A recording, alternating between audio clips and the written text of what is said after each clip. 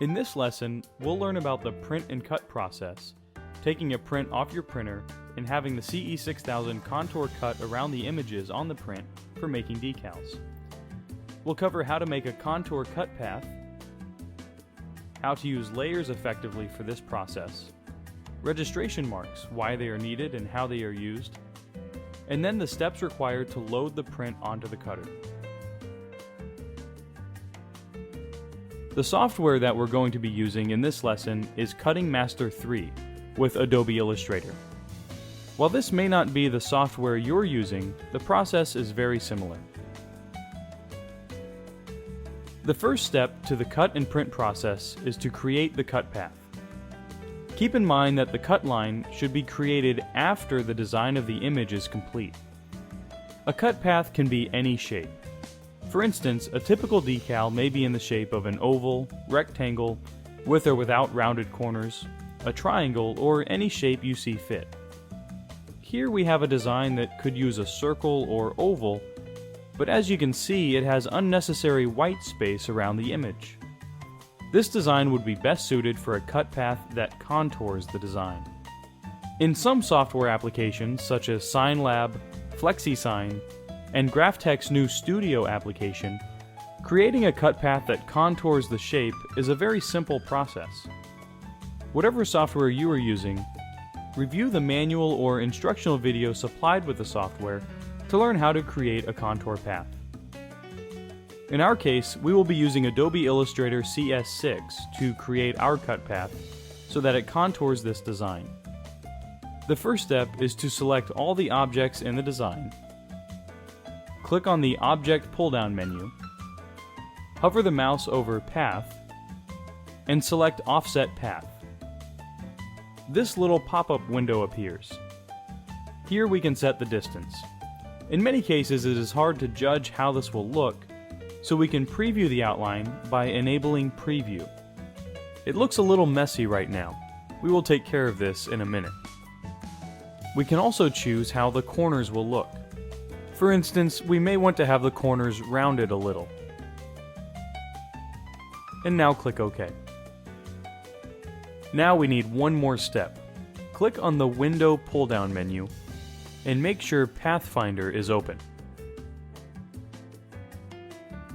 Let's click on the first button, Unite. We'll want to switch the colors so that there is no fill and the outline will have a color so we can see it. And there we have it. As mentioned before, any shape can be used as the cut path. However, the only thing we suggest against is using part of the design as your cut path. This can create difficulties. In cases where you want the cut path to be right on the edge, create a separate outline and enter 0 for the distance. In this case, you may want to bleed out the design beyond the cut line. This will remove any chance of a sliver of white space occurring. The next step is to separate out the cut path from the rest of the design. This has to be done to avoid printing the cut line. Using the Layers palette can help in this. What we will do here is create 2 layers, one for the items to be printed, and the second layer for the cut path. The first step is to establish the first layer as the print layer. Next, we will create a new layer and label it as the cut layer. Now we can move the cut path to the cut layer. This is done by clicking on the cut path, and in the Layers palette, drag this dot to the cut layer. This will place selected objects to that layer, in this case, our cut path. To check this, we can turn off the print layer, and this should leave the cut path. Next, we can create the registration marks. Registration marks are needed because they are like a mapping system to the cutter. Once they are scanned by the registration mark scanner, the marks provide information to the cutter such as the starting point, the angle, and if there is any stretch or distortion. Registration marks help the cutter map out the placement of the cut path. Since Cutting Master 3 is a plugin module for Adobe Illustrator, it can create and correctly place them automatically. We do this by clicking on the File pull-down menu, hover our mouse over Cutting Master 3, and select Registration Marks. This brings up this window. At the top, we have the choice of registration mark styles. Let's take a few minutes and go over the different registration mark styles and their purpose. There are essentially two main types of registration marks, Type 1 and Type 2.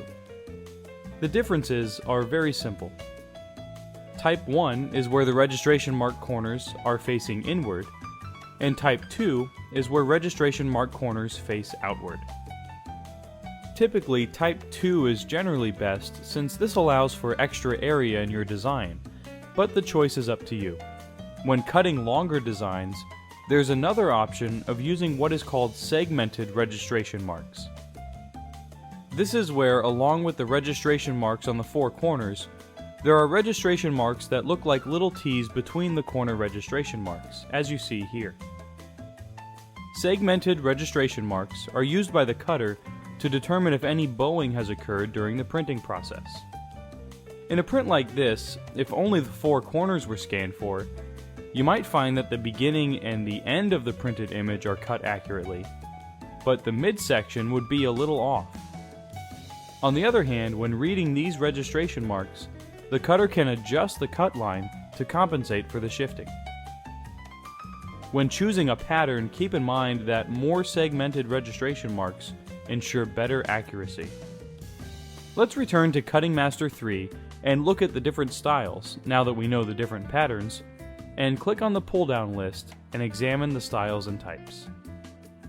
Here we are given several choices. The standard styles are with the Type 1 and Type 2, whether we want segmented registration marks Type 1 or Type 2 in the horizontal direction or vertical direction. If the design is longer in the horizontal direction, then you'd choose the H- segment Type 1 or 2. If the design is longer in the vertical direction, then you'd choose the V- segment Type 1 or 2. The other choices at the lower end allow us to use a reduced number of registration marks.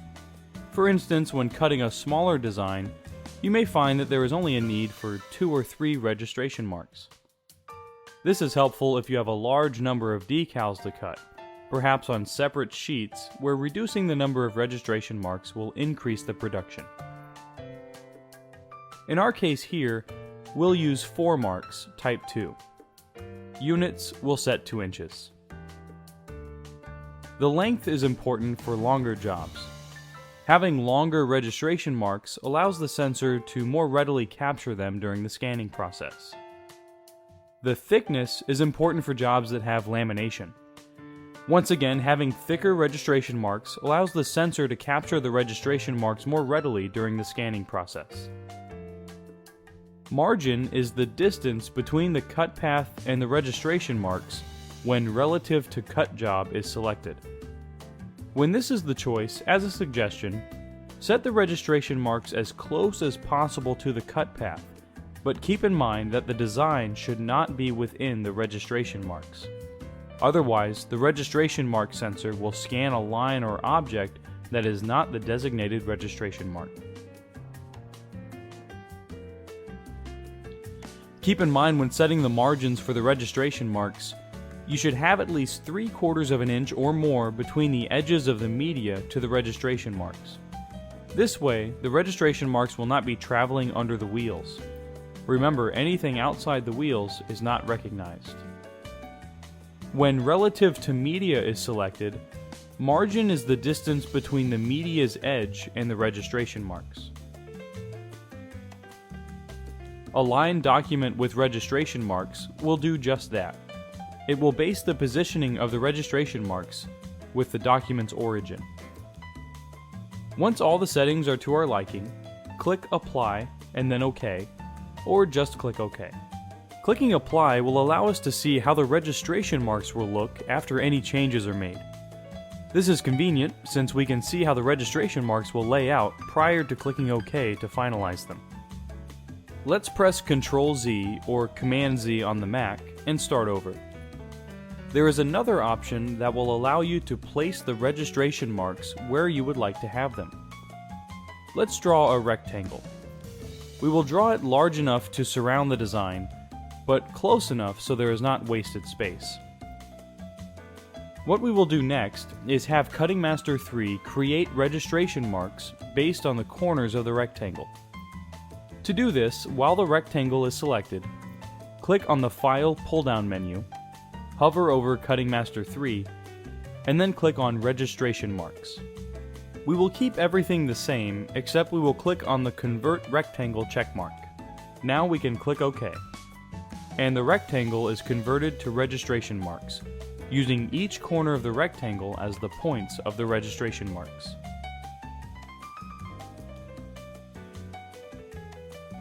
Our design is ready for printing, but first we need to turn the cut layer off so that it will not print.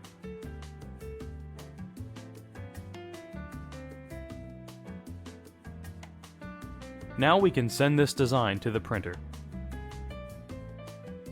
Prior to sending the design to Cutting Master 3, we'll want to make sure we turn the cut layer back on.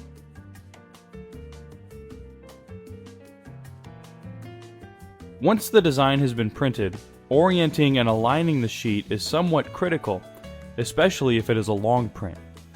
When removing the printed sheet from the printer, make sure there is at least a 3-inch margin from the back registration marks and the back edge of the sheet.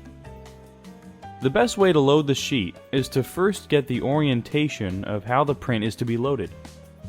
Click on the File pull-down menu, hover over Cutting Master 3, and click Send to Cutting Master 3. At this point, it is recommended that you review the lesson on Cutting Master 3 if you haven't done so already.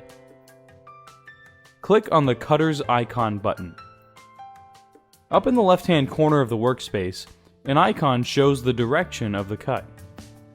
This indicates that the bottom of the workspace is the front edge. So when placing the print in the cutter, that part of the design's edge is placed toward the front of the cutter. After placing the print in the cutter with the correct orientation, place opposite fingers on each of the 2 front registration marks, feeling for the front panel edge underneath the sheet. This will ensure that the print is aligned straight on the cutter. Hold the media in place and bring up the media set lever. Initialize the cutter by pressing Roll 1 front edge. This action places the registration marks behind the tool carriage. Next, take the arrow keys on the cutter and position the tool somewhat near the first registration mark. This is the registration mark closest to the control panel. The position is not critical since the cutter will automatically search for the first registration mark. Just know that the closer the tool is to the first registration mark, the quicker the process. Now we can go back to Cutting Master 3. Next, turn off the print layer so that it will not cut. To do this, click on the Configure Cut Job panel, which is this icon button here. Click on the By Layer button at the top. Notice below, these are the 2 layers that we established. In this case, we want to disable the print layer. This removes the object set for printing. Now we can send the job by clicking on the Send button, and then click on the CE6000. Once the job is sent, the sensor will start scanning the first mark. If for some reason it cannot find it, it will go searching for it. Once it finds it, it will continue on to the second mark, and so forth. Since it knows the location of the other registration marks, it doesn't need to do a search pattern, thus saving time. Once all the marks are found, it will start to cut the media following the adjusted cut path.